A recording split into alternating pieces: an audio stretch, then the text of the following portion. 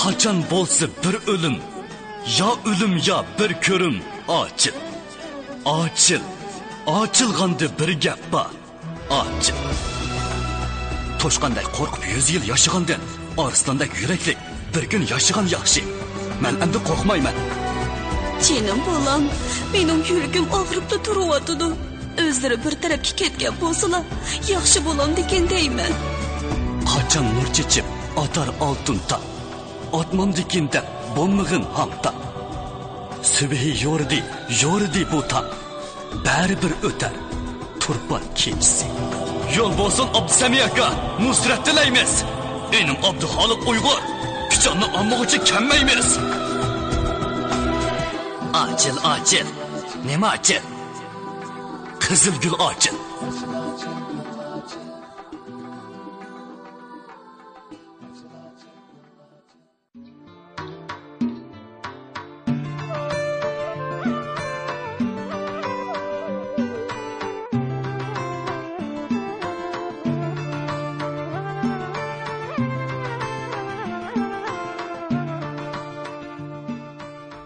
Yigirma 7-ci bab.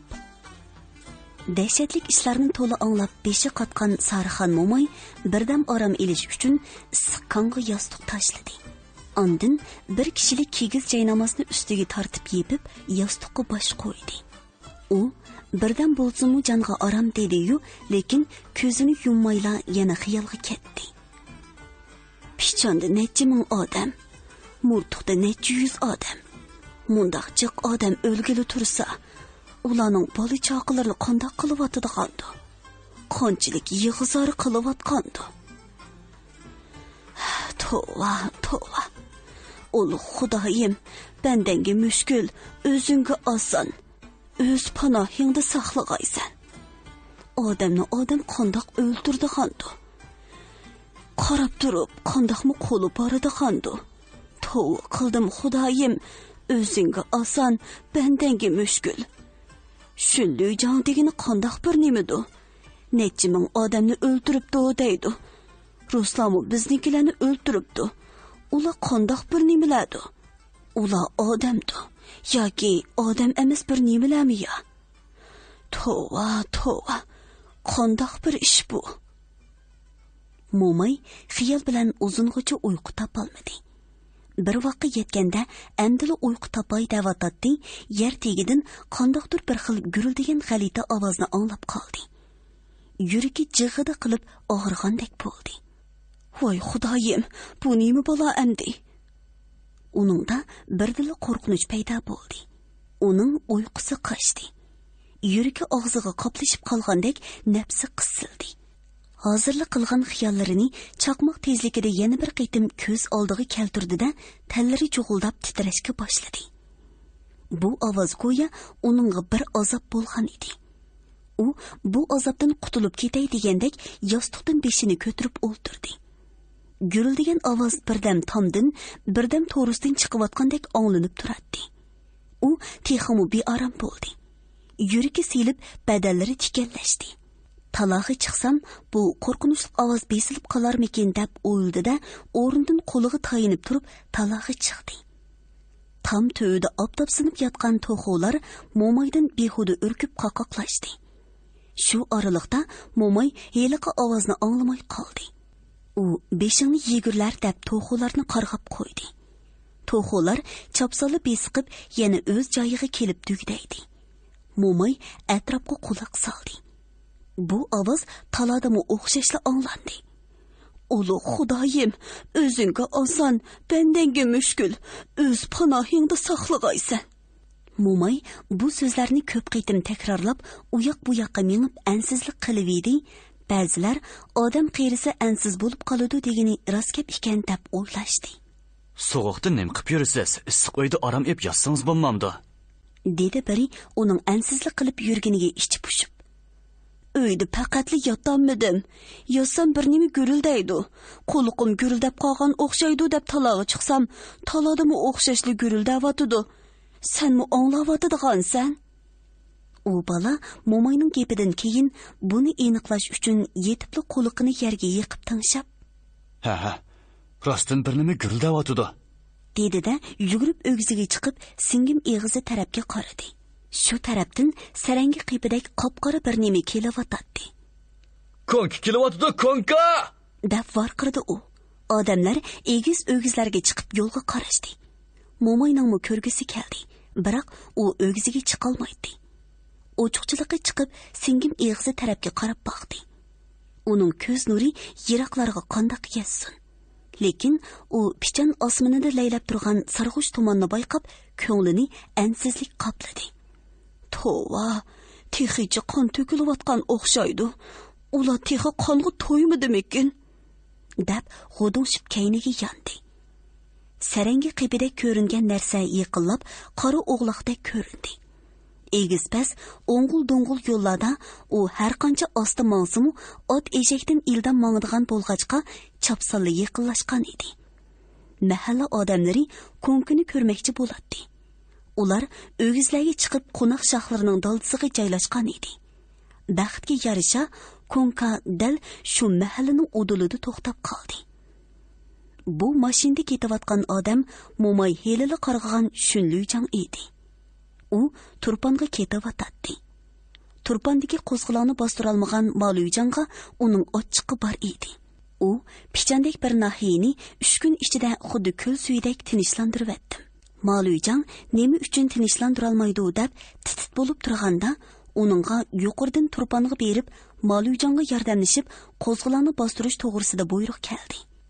Shinfayuning shu oldi Turponga yetib borg'usi keldida, oldirashchilikda uchib borg'udek qanotning yo'qligiga o'zicha ma'yuslandi.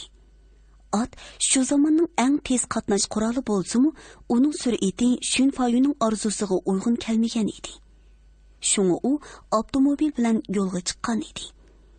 Bir batalyon Oqrus askariga Turponga berishga buyruq bergan Shinfayu eng yaqin mahramlaridan onni elibla avtomobil bilan yurib ketdi. Avtomobil normal sur'atda mangadi. Ammo u yanada rozi bo'lmay pat-patla Chapsan hayda. Xod yutga davatimi? deb shofirni oldirtatdi. Uning ko'zlari qizargan edi. Burniga issiq qon hidi purab turadi. U buningdan hafta burun pichanda ishgan qonning davomini Turponda ichishga oldiraydi. Tuz va siliq soy yo'llariga kelganda mashina tezroq mangsa, chaqpalakda ushqan boladek ejilib, ko'zlari o'ynab ketadi. To'pulang kattang yo'llarda sur'at ostilab qolsa, patqoqqa patqan eshakdek ruhsizlanib parishon bo'ladi. Men oldirayman yetkili, eshkim oldiraydi yotqili degandek, mashina Shunluyjangning irodasiga xilof holda to'xtab qolgan edi. Shofir kabinkidan oldirash tushib qo'liga chelak olganda, Shunluyjang jili bo'lib, "Nim bo'ldi? Suy tugab qoldi. Bu o'lgur." Shunluyjang shofirni tillagan peti yerga tushdi. Yo'lning sharqi janubiy tarafida mahalla uylari ko'zga tashlanib turadi. Muhofizachilarmu mashinadan sakrab tushib, muvofiq o'rin tutib qarovullikda turdi. Birchilik suv bo'lsa, qiyinchilik hal bo'ladi. O'lgur, suv boyada nemishqa jiqra qochilolmading. Yetmaydiganligini bilmamdi, xunsi. Yo'l aski, suv to'liq qaynab, og'zingni yum, hali etib tashlayman beka. Shunfayu topanchining dastasiga qo'lini opirib to'xtab qoldi. Qo'rqib ketgan shofir qotirib qo'ygandek tik turadi. Na'din bo'lsa-mu suv tap. Topamizam, etib tashlayman. Shunfayu tishlarini kirishtirib qattiq tovladi. Shofir chelakni elib mahallaga bormoqchi bo'ldi. Luyjang uningga ishga askar qo'shib, "Chapsan kelinglar" dedi. 3 kishi mahallaga qarab 50 metrdek uzaganda, Shunluyjang birdala varqirab, "Qayt" deb buyruq qildi. Luyjang ularni mahallaga avatishni loyiq ko'rmagan edi. Mahallalarni xatarlik hisoblaydi. O'g'ri gumonxo'r degandek o'zining qilgan atgan ishlarini ozdur ko'pdir sezadigan Shunfayu hammali yerdan gumonlanadi va qo'rqadi. Shunga u agar mahallada qo'zg'olonchilar bo'lsa yoki mahalladagilar buzlib shofir bilan ishga askarni tutib olsa, u chog'da mashina haydaydigan odam yo'q. Qanday qilg'uluq degandek qo'rqinchli xiyollarni qilib, ularni qaytirib olgan edi. Arg'amchi bormi? Ba. Suni quduqdan tortinglar, chapsan bo'linglar. Buyruqqa binoan 4 askar mashina ustidan kurak elib, yo'l yoqasidagi Karis quduqiga yetdi-da, uning yopmasini echishga kirishdi. Ular quduqqa to'p tushirib uchun ehtiyot bilan harakat qiladi. Shopur bir tal inchki tanini elib, chelakning beg'iga puxta bog'lab quduq beshiga bordi.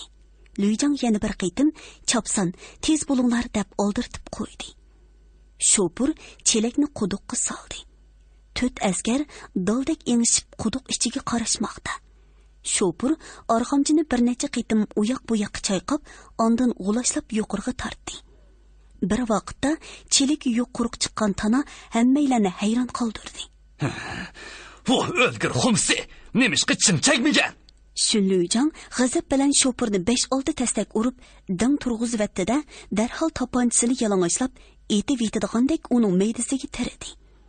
Ammo o'q chiqarmadi. Orqadan yana uni toponcha bilan nechini urdi va ko'tiga bir qanchini tepdi. Mahalla xalqi o'gizlarda turib, konka atrofida bo'lgan ishlarni aniq ko'rib turadi. Ularning harakatlariga qarab, nima qilmoqchi bo'lganligini tushunib bo'lgan edi. Suv tugab qolgan o'xshaydi. Chilak ko'tirib mahallaga keladigan bo'ldi. Orqaga yondirdi, qo'rqqan o'xshaydi. Quduqdan suv tortadigan bo'ldi. Qanchinchi quduqga? 1, 2, 3, 17-chi quduq. Amir Boto'ning o'g'li Gayit Tilma karis ishchi bilan 17-chi quduqning taxtiga allaqachon yetib kelgan edi. Chelak tushgan hamon u chelakni yeshib elib olgan edi. Gayit chelakni g'animat elib o'g'ziga chiqqanda kishilar bu chelakni qo'liga elib ko'rishdi. Org'amchini bir tatgan bo'lsam, Shopur quduqqa mullaq etib tushadi. Nemishqa tatmading?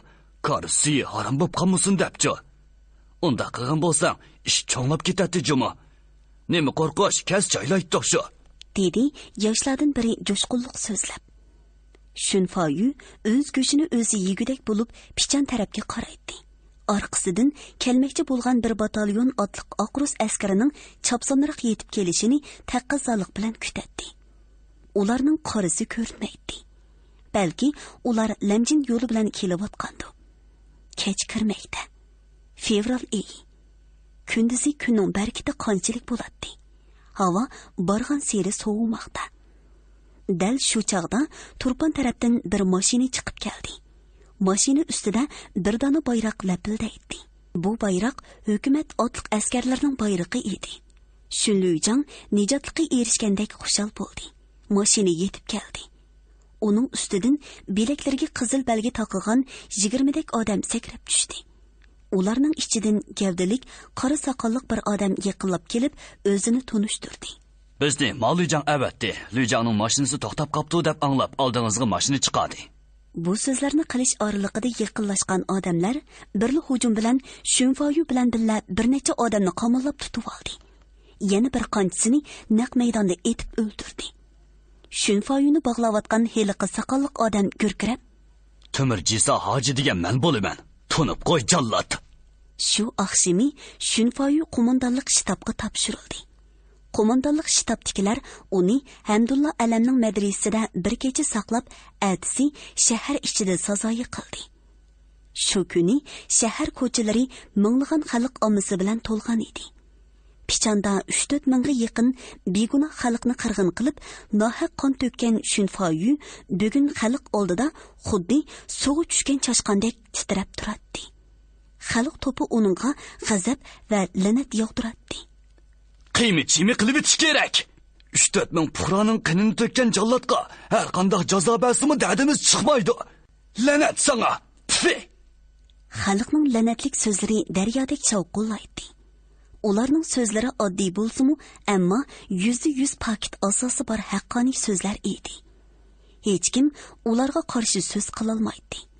Agar Jinshurin omma ichida bo'lganda, u qarshi so'z qila olmagan bo'ladi.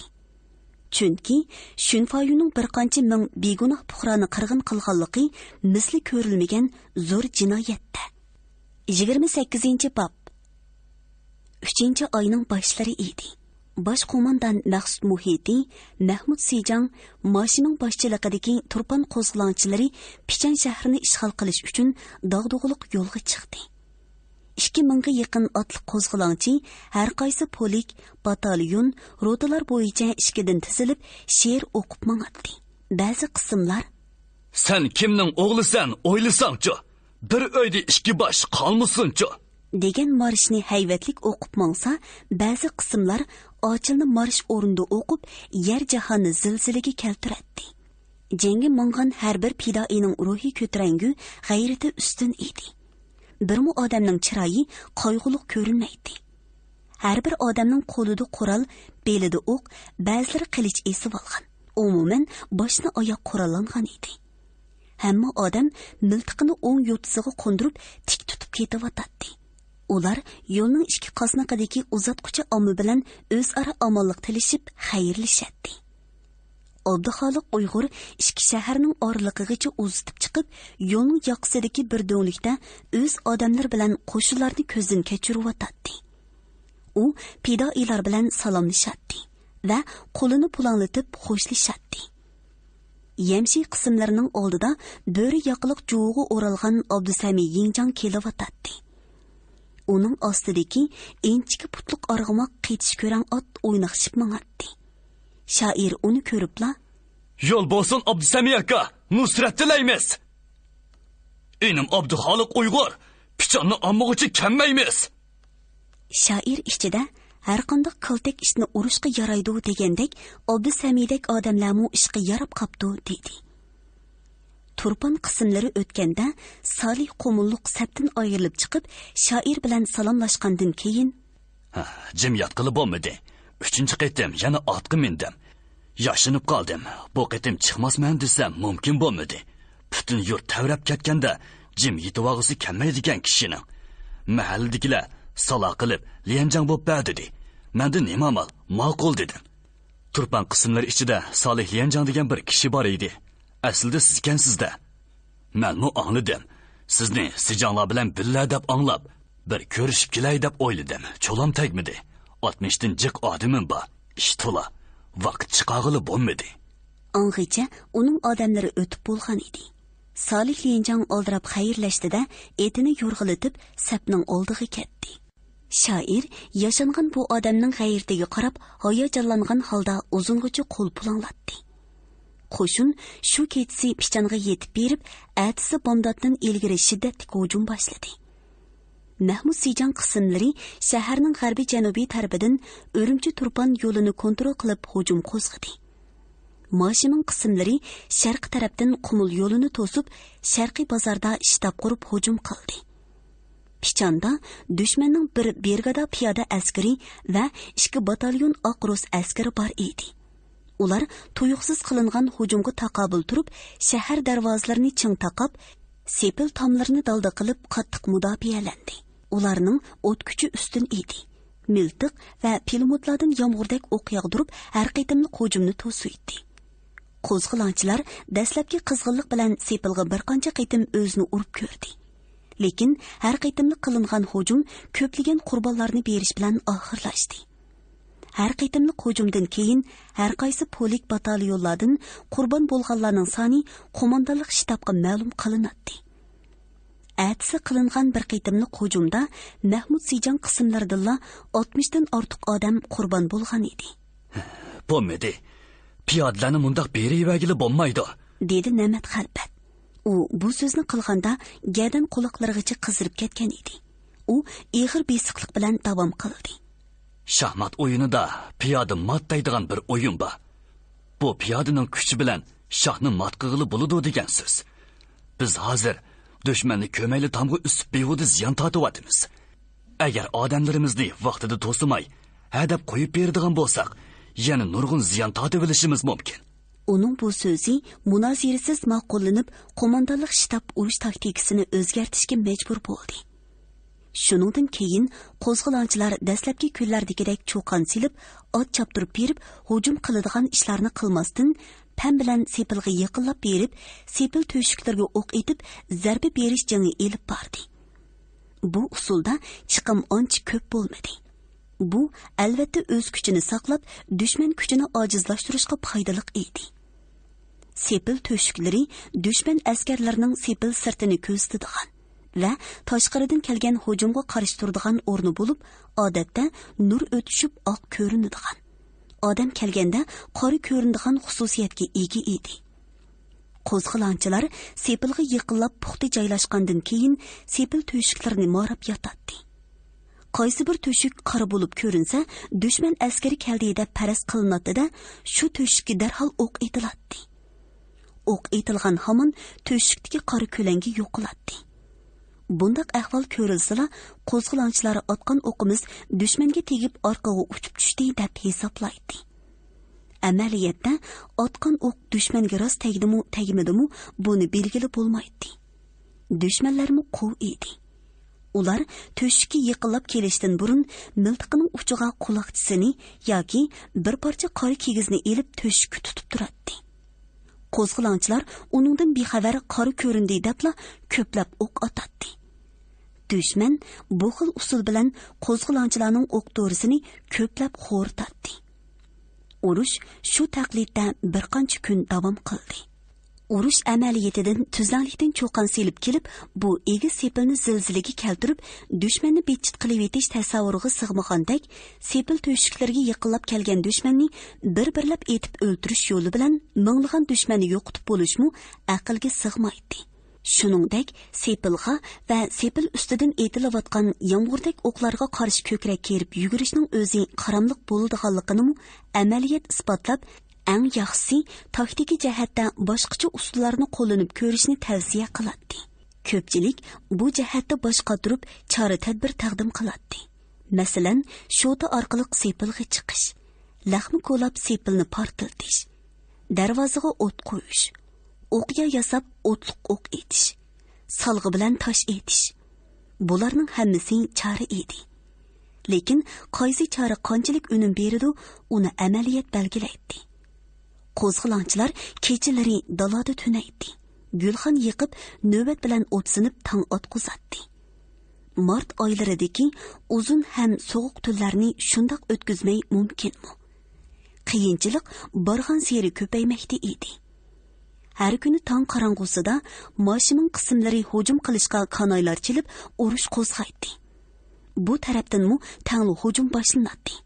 Sepil ichidagi dushmanlar qorong'uda hech nimani farq etolmay, qorasiga o'q etib, atrofni o't uchqunlar bilan yo'rtadi.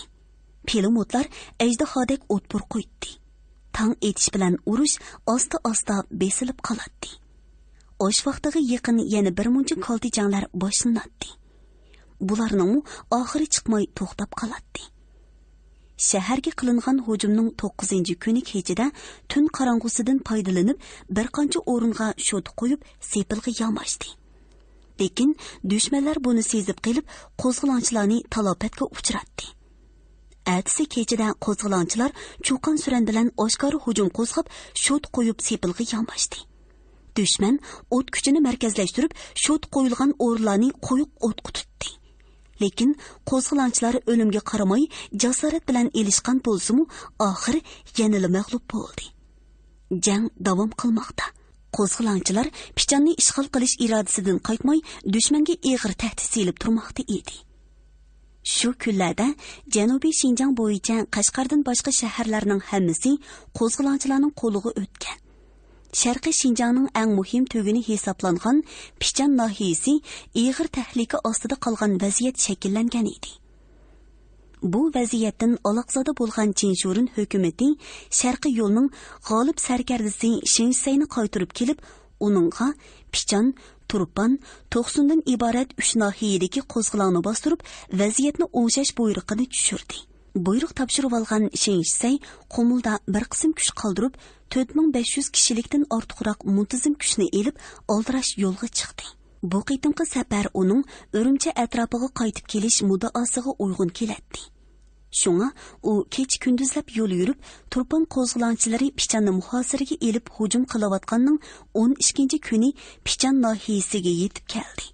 Uning qismlari kelibla top zambiraklarni ishqa selib, qo'zg'olonchilar sepiga sharqdan hujum boshladi.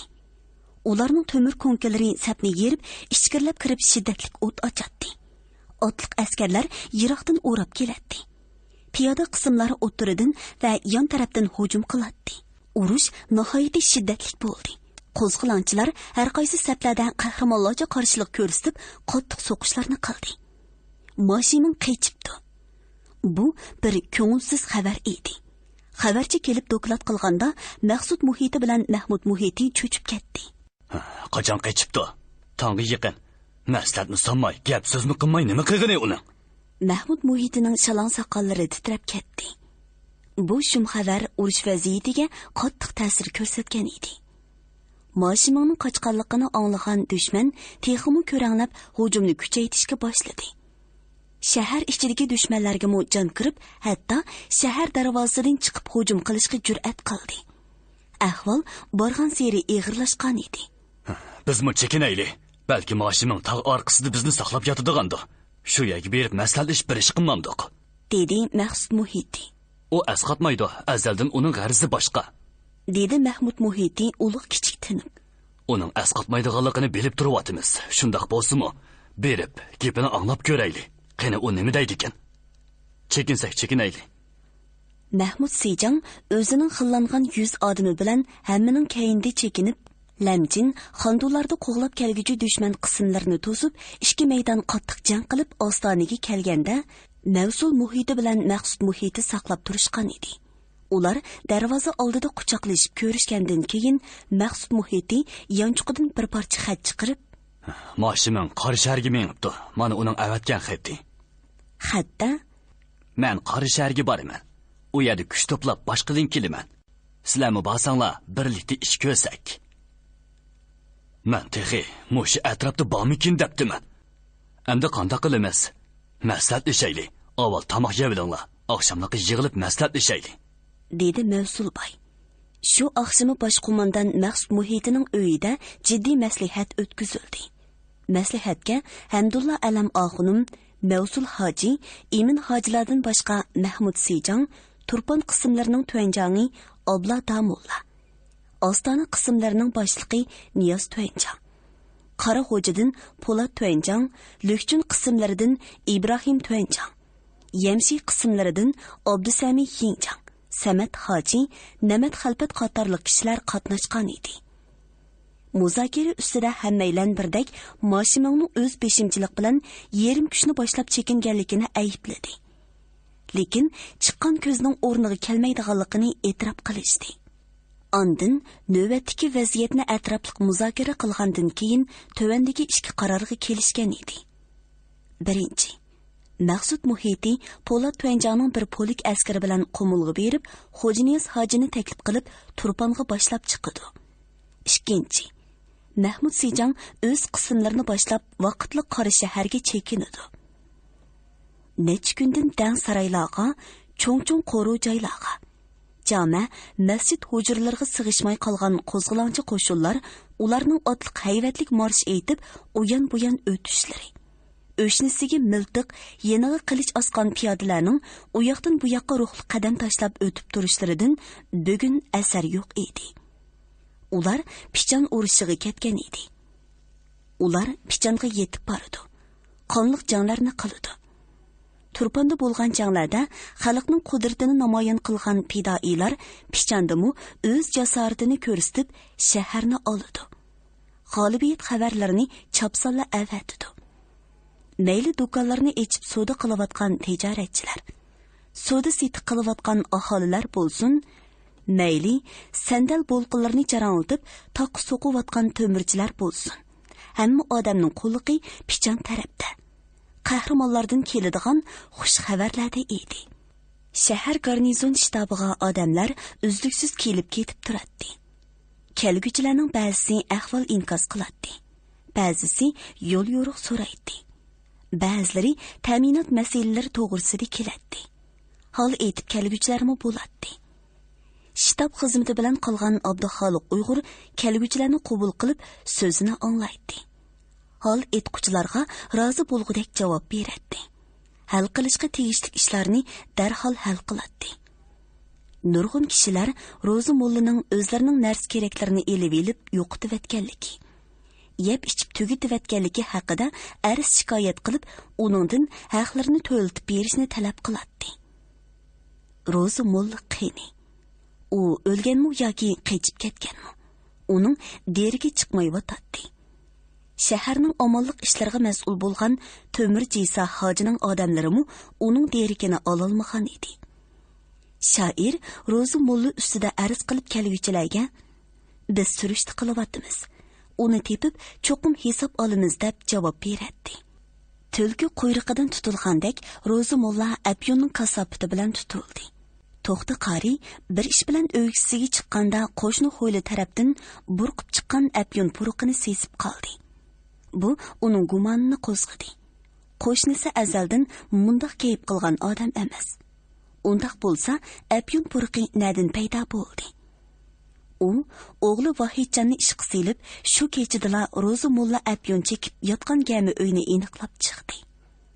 Atsi bir to'p jamoat bostirib kirib, uni gami uydan so'rab chiqdi. Apyon chiroqlarni bo'yniga osdi. Ko'chaga tortib chiqib, ur-ur qilishga boshladi. Qo'zg'alon kunlarida Apyon keshlarga jazoni xo'rlaga, go'ri keshlarga e'tibor qilinmaydi. Undaqlarni omma urib o'ldirib qo'ysimu so'riqi bo'lmaydi. Xalq to'planishga boshladi. Taraf-tarafdan uringlar, o'ldiringlar degan g'azab sadolari olinib turadi. Qeri mo'maylarmu to'pni yerib kirib, Ro'zi mullani shapaloqlab uratdi. Kichik bolalarmi urib, to'pi chechib tillashadi. Ro'zi mulla xuddi necha mushukning muhozirasida qolgan chashqandek o'sal bir ahvolga tushib qolgan edi. U qancha qitimlab tugilib yetib oldi. Hozir o'lidigandek ho'ngrab yig'ladi. U ushuqlik qilgan seri ommaning g'azabi texmi o'rlaydi.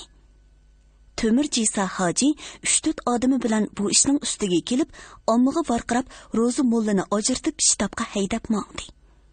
Ammo ular bilan tangla shtabga bostirib kelib, cho'qan selishga boshladi. Buning yurtga hech qanday foydasi yo'q. Haydab chiqib etib etish kerak. Jingochning terisini ta'tir so'yivasi bo'ladi. Omma ichidan har xil sadolar yangraydi.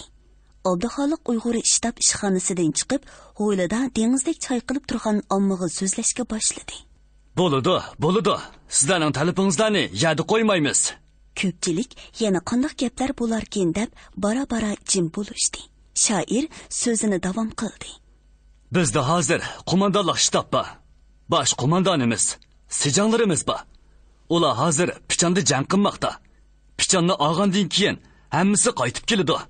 Shu chaqda qo'mondonlik shtab sizlarning hamma ishingizlarni bartaraf qiladi. Talablaringizni o'rindaydi.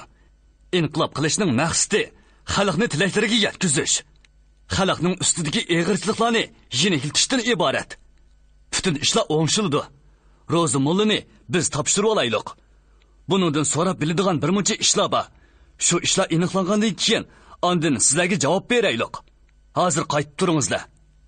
Ammo bir-birlab tarqalishga boshladi. Ro'zi mulla qattiq qo'rqgan edi. Uning chiroyidan qon qochgan. Kishilarning mush shapuloqlari tekkan ba'zi yerlari ko'kargan, ishig'an edi. U shu topda go'rdan chiqqan murdadek ko'rinadi. Qo'rqma, dedi shoir uni tortqushlab ishxonaga akirgandan keyin. U hozir saboqdoshlik hissiyoti bilan so'zlaydi. Odamlarimiz seni ommaning g'azabidan qutqizib qoldi. Buni bilishing kerak. Agar xalqning qo'lida qolgan bo'lsa, ish boshqacha bo'lgan bo'ladi. Buni xalqqa zulm sog'anlikning oqibati, xalqdan ayrilib qolganlikning alomati deyishga bo'ladi. Bu haqiqatni tushunishing kerak. Ro'zi mulla tegichi esiga kelmagan edi. Uningdan hech qanday sado chiqmaydi. Bir hazodan keyin u uzun tin tortida qurib ketgan qalpoqlarni yalab, "Ozroq suv ichib olgan bo'lsam, choy bor."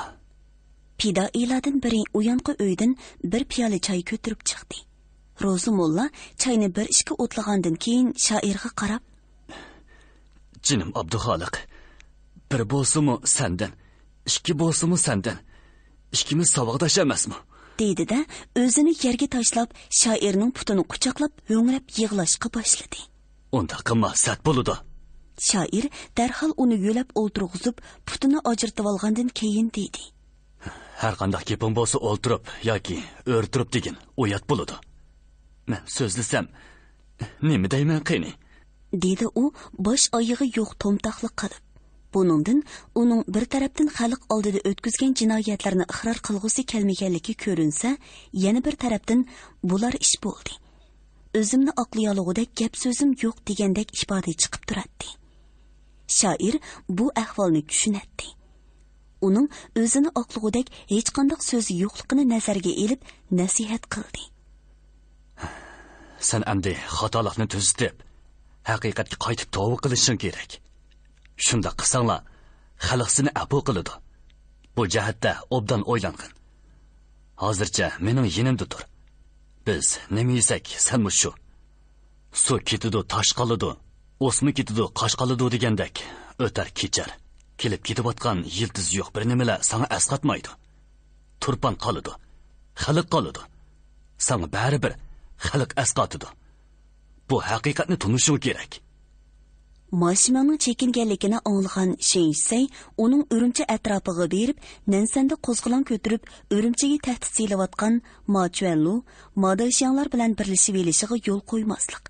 İmkon qadar uni janub tarafga ketkizib etish uchun o'z qismlariga jiddiy ilgirlash to'g'risida qattiq buyruq tushirgan edi. Shunga uning oldin yurar qismlari har qaysi yo'llarda jiddiy ilgirlamoqda edi. Mayli cho'ng yo'l bilan manganlar bo'lsin, mayli kichik yo'l bilan manganlar bo'lsin, turponga qarab sudek oqatdi. Shinseyning otliq qismlari, Ayninkov qo'mondonligidagi otliq oqrus askarlari, Baysinoyan tuanjanligidagi 400 otliq Mo'g'ul askari, Xuanxuza deb atalgan otliq askarlar yo'llarga sig'ishmay keladi. Askarlarning ko'pligida bir necha kungacha yo'lning yuzi echilmay qoldi desimi bo'ladi. Qo'zg'olonchilar ostonadan kechilab yurib Deg'ayga ketdi. Ularning oldingi qismlari Chatqal, Paqi buloq taraflariga yetgan edi. Mundaq ahvolda dushman qismlari cho'ng yo'lni to'salg'usiz ilgarilab Turpon shahriga kirib o'rlashdi. Shaharning ko'p odamlari oila tavobatlar bilan yiroq yezlarga qechib ketgan bo'lsa-mu, yana bir qism hunarmand kasblar, tijoratchilar va qeri cho'rilar shaharda qolgan edi. Shahar jallandi. To'mirchilik do'konlari ishga tushgan edi. Ular oldirash taqi so'qatdi va dushman otlarini taqilaydi. Bir qancha ming otliq askar qora qog'iladek hamma yerni qoplab ketgan edi. Ularga yem-xashak, bedi samon yetkizib berguchi harvilar, eshaklar to'p-to'p bo'lib o'tishib turadi. Maydasiga qizil latte chigib olgan Shanyu jisalarning varqirab jarqirashlari anglanib turadi.